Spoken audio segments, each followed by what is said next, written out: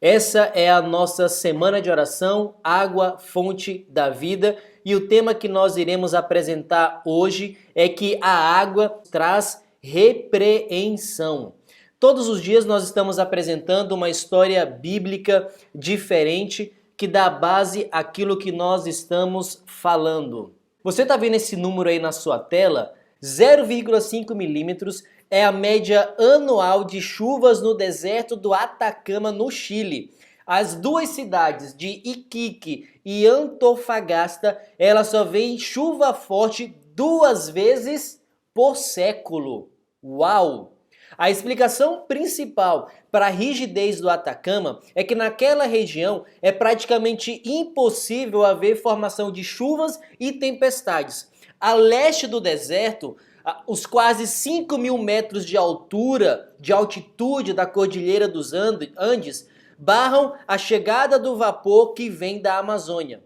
Para você ter uma ideia, Telêmaco Borba tem uma média anual de 1.378 milímetros de chuvas anuais. Olha só a diferença que nós temos aí. Agora, você quer saber qual é o recorde anual de falta de chuva? 400 anos é o recorde mundial alcançado pela cidade de Calama, localizada ao norte do deserto do Atacama. 400 anos sem chover.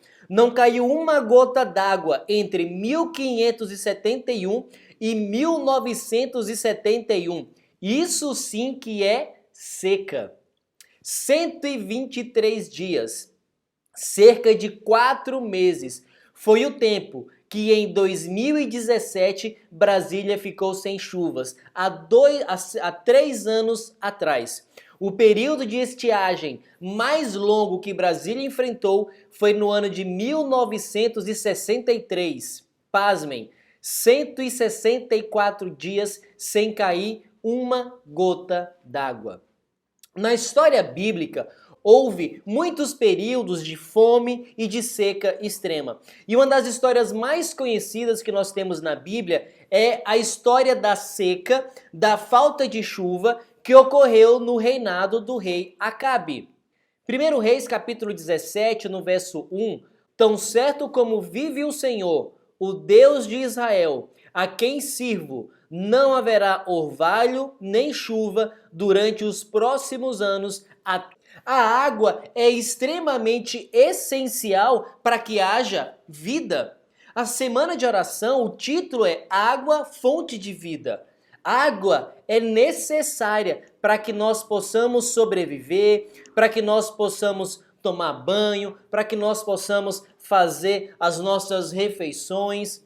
A água ela é extremamente importante para que se possa plantar. Como que alguém pode viver sem água? Capítulo 11, dos versos 13 até os versos 17, Deus, antes do povo entrar na terra prometida, ele fez uma aliança com os israelitas, para que eles pudessem viver bem. Se eles fugissem da aliança, algumas maldições iriam acontecer. E esse texto de Deuteronômio, capítulo 11, os versos 13 a 17, nós encontramos o seguinte: se vocês obedecerem fielmente aos mandamentos que hoje lhes dou, amando o Senhor, seu Deus, e servindo de todo o coração e de toda a alma, então, no devido tempo, enviarei chuva sobre a sua terra. Se os israelitas permanecessem fiéis, Deus havia prometido que seria fiel à aliança, de que nunca faltaria chuva. Entretanto, o texto continua. Por isso, tenham cuidado para não serem enganados e levados a desviar-se para adorar outros deuses e a prostrar-se perante eles. Caso contrário, a ira do Senhor se acenderá contra vocês, e ele fechará o céu para que não chova. Na aliança que Deus fez com os israelitas, se eles fossem fiéis, sempre haveria chuva. Caso eles se afastassem de Deus, Deus os castigaria com a falta de chuva dos céus. Por que Deus fez isso? Por que Deus fez essa repreensão? Porque se o povo continuasse na sua idolatria e nada mudasse na sua rotina, eles iriam permanecer na rotina, eles iriam permanecer nos hábitos idólatras. A falta de chuva foi a forma, entre outras, de Deus demonstrar de que ele estava insatisfeito com a idolatria. Então, quando nós voltamos para a história de Reis, Acabe, filho de Oni, ele fez o que era mal aos olhos do Senhor. Elias fez a profecia de que não choveria, porque o rei da nação de Israel, ele estava fazendo o que era mal. Quando nós avançamos na história bíblica, no livro de 1 Reis, capítulo 18, no verso 21, nós encontramos o desafio que Elias fez para todas as pessoas que estavam ali, naquele monte. Mas antes de nós lermos esse texto, eu gostaria que você pegasse a sua Bíblia em 1 Reis, capítulo 18. Vai lá, pega a sua Bíblia. Verso de número 1. Muito tempo depois, veio a palavra do Senhor a Elias, no terceiro ano, dizendo: Vai, apresenta-te a Acabe, porque darei chuva sobre a terra. Acabe se encontra com Elias. Olha o que acontece no verso de número 17. Vendo Acabe, disse-lhe: És tu o perturbador de Israel? Respondeu Elias: Eu não tenho perturbado Israel, mas tu e a casa de teu pai, porque deixastes os mandamentos do Senhor e seguistes os Baalins. Agora, pois, manda juntar a mim todo Israel no Monte Carmelo, como também os 450 profetas de Baal e os 400 profetas do poste ídolo que comem da mesa de Jezabel. E então chegamos no verso 21 do capítulo 18. Até quando vocês vão ficar em dúvida sobre o que vão fazer? Se o Senhor é Deus, adorem o Senhor. Mas se Baal é Deus, adorem Baal. Porém o povo não respondeu nada. Elias, neste texto, ele deixou muito claro de que Deus estava insatisfeito com os caminhos maus que tanto o rei de Israel quanto os israelitas estavam vivendo. 3 anos e meio, de acordo com Lucas capítulo 4, verso 25, foi o tempo que Israel ficou sem chuva.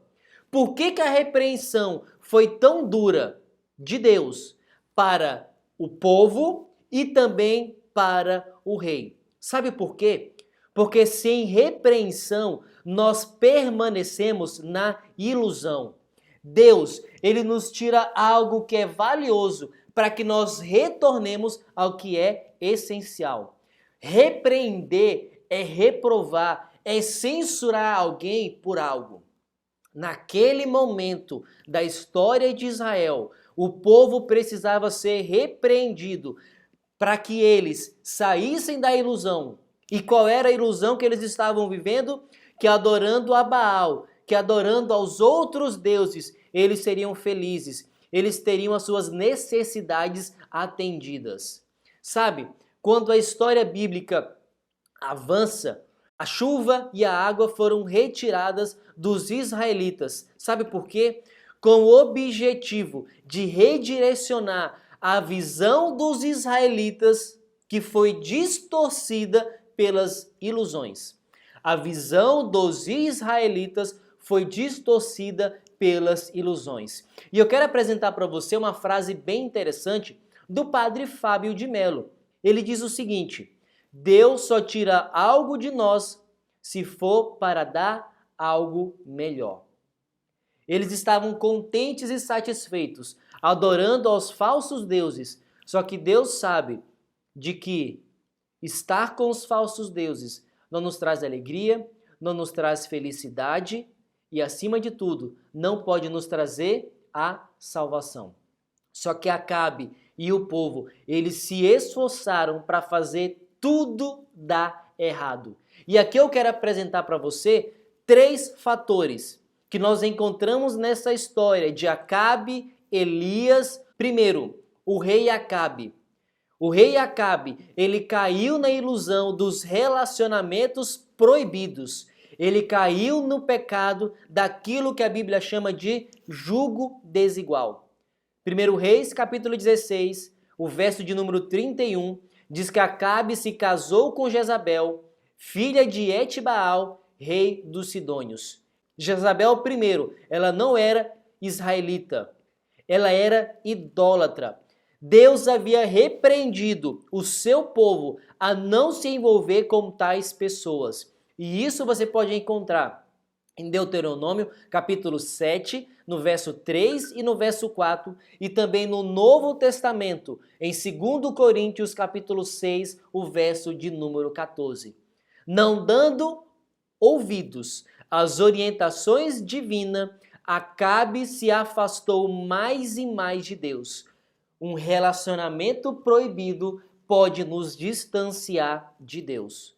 Quando Deus nos repreende a nos relacionarmos emocionalmente, a nós namorarmos alguém, a orientação que é clara, tanto no Antigo quanto no Novo Testamento, é que nós devemos nos relacionar com quem faz parte do povo de Deus, com quem mantém a mesma fé que nós mantemos, porque jugo desigual não nos aproxima de Deus, só nos afasta. E a história de Acabe deixa isso muitíssimo claro.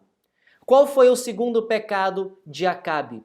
Ele caiu na ilusão da idolatria.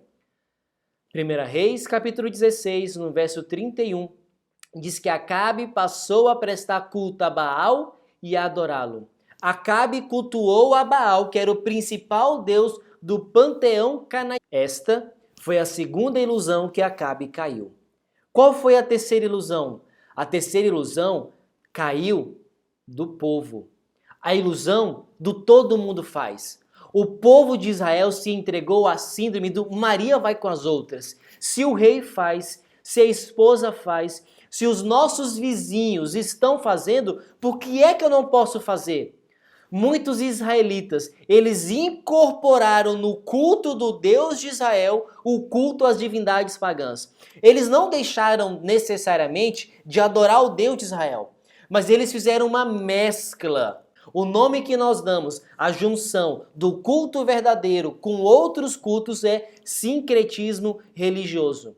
Eles serviam ao Deus verdadeiro de Israel, mas eles também serviam aos deuses de barro. Eles procuravam ser fiéis. Eles procuravam adorar a ambos.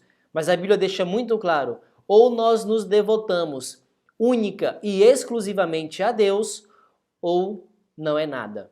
Sabe, Elias então ele teve uma ideia nesse momento delicado. Ele propôs um desafio, tanto para Acabe, quanto para os israelitas e também para os profetas falsos, tanto do culto de Baal quanto do culto de Azerá. Ele propôs esse desafio para que todos tomassem consciência da situação em que haviam se colocado e que a idolatria a Baal era uma ilusão. E sabe de uma coisa? O desafio foi aceito. Sabe, de um lado, nós temos os 450 profetas representando o deus Baal. Quem era Baal?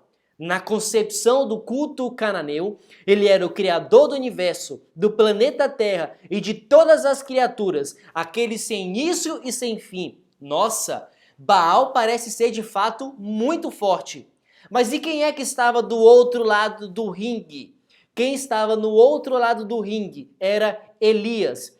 E quem que Elias estava defendendo? Deus. Que Deus? O Criador do universo, do planeta Terra e de todas as criaturas. Aquele que é sem início e sem fim. Só que o desafio, ele não ocorreu no octógono. O desafio ocorreu no Monte Carmelo. Quem era a plateia que estava vendo todo aquele desafio? Eram os israelitas. E os israelitas estavam fazendo a sua aposta para saber quem seria o grande vencedor. O vencedor, ele não receberia como prêmio o cinturão dos pesos pesados. O vencedor desse desafio, ele receberia a certeza de que era o único digno de adoração. O desafio foi feito. Aquele que fizesse descer fogo cair do céu seria o grande vencedor. Se você tivesse ali presente, vendo todo aquele contexto, Baal de um lado, os 450 profetas de Baal do outro, Elias, Acabe, pergunto, quem que você escolheria? Você está vendo aí na sua tela a escolha que algumas pessoas fazem quando estão jogando jogos de luta. Nós escolhemos um personagem. Nós queremos sempre escolher o personagem que é mais forte. Quem é que você escolheria? De que lado do desafio você se encontraria? Você estaria do lado de Elias e de Deus? Ou você estaria ao lado dos 450 profetas ou do lado de Baal? Quem que você escolheria? Sabe o que é engraçado? A luta terminou no primeiro round. Abra sua Bíblia novamente no livro aí de 1 Reis, capítulo 18, a partir do verso de número 23. Olha o que aconteceu. Deem-se-nos, pois, 2 novilhos. Escolham eles para si um dos novilhos, e dividindo em pedaços, o ponham sobre a lenha, porém não lhe metam fogo. Eu prepararei o outro novilho, e o porei sobre a lenha, e não lhe meterei fogo.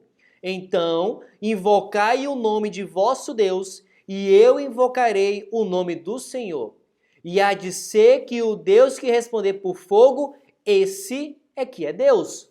E todo o povo respondeu e disse: é boa esta palavra. Esse foi o desafio proposto por Elias. E então nós entramos no primeiro round, verso de número 25. Disse Elias aos profetas de Baal: escolhei para vós outros um dos novilhos, e preparai o primeiro, porque sois muitos. Invocai o nome do vosso Deus, e não lhe metais fogo. Tomaram o novilho que lhes fora dado, prepararam-no e invocaram o nome de Baal, desde a manhã até o meio-dia, dizendo: Ah, Baal, responde-nos. Porém, não havia uma voz que respondesse, e manquejando, se movimentavam ao redor do altar que tinham feito. Os profetas de Baal fizeram tudo aquilo que eles podiam. Eles deram pulo, eles se cortaram, eles fizeram de tudo. Mas Baal não respondeu de forma nenhuma. Não caiu fogo do céu.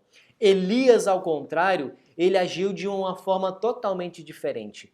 Ele preparou um altar, pediu que derramassem água sobre aquelas pedras e que o novilho também estava ali em cima daquelas pedras, em cima do altar. E Elias então faz o seguinte, verso de número 36.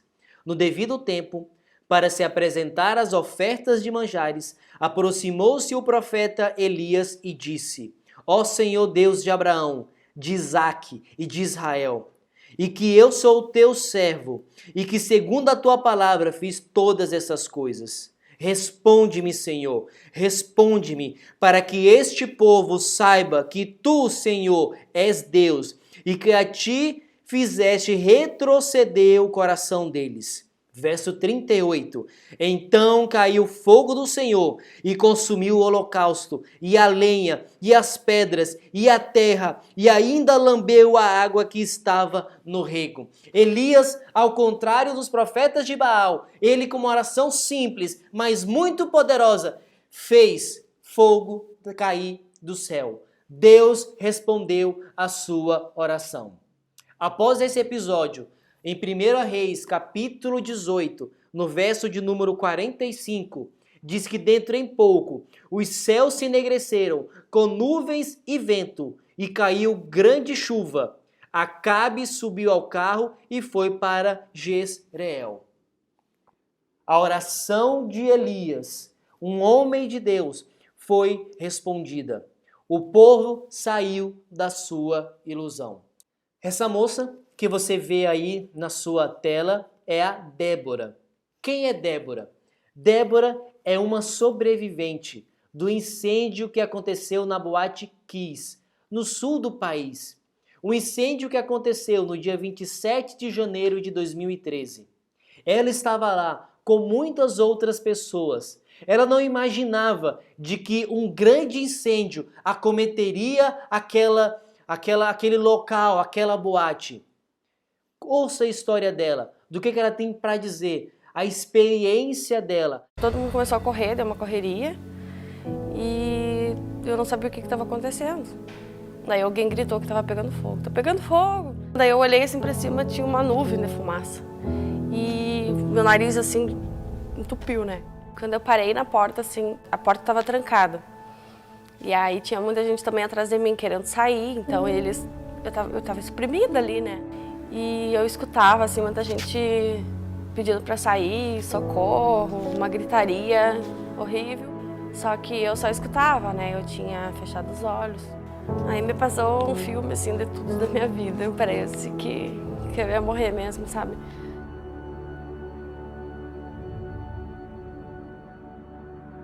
Eu lembrei dos meus pais comigo, que eu não devia ter ido. Eu devia ter orado mais, porque eu deixei me levar, sabe? Na porta eu estava desmaiada e uma pessoa me puxou 3 vezes ali. Me puxou uma vez, eu me acordei, enxerguei o símbolo do mercado que tinha na frente. E aí ele me puxou de novo. Daí na 3ª vez eu fiquei de pé, daí ele me levou até o estacionamento. E ele me deixou exatamente onde estavam minhas amigas. Pouco depois eu tive uma parada cardiorrespiratória e uma delas me reanimou.